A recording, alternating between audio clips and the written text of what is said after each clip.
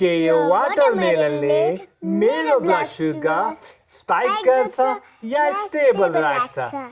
Let's find out. वाटरमेलनमा छ 60 calories, 15 gram carbohydrates, 12 gram natural sugars र 1 ग्राम प्रोटिन। वाटरमेलनमा छ भरपूर मात्रामा vitamin C, vitamin A, potassium र लाइकोपिन।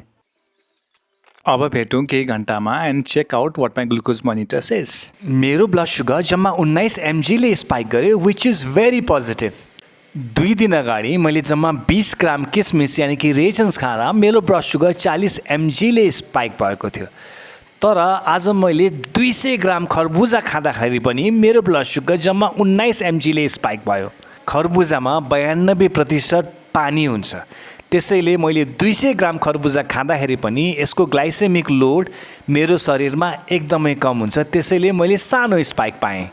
तर 20 ग्राम किसमिसमा पानीको मात्रा एकदमै कम हुन्छ, त्यसैले यसमा भएको कन्सन्ट्रेटेड सुगरले मेरो ब्लड सुगर एकदम चाँडै स्पाइक गर्छ।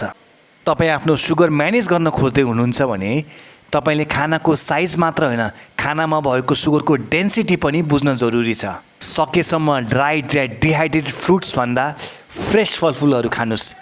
Please remember, individual results vary and follow for more.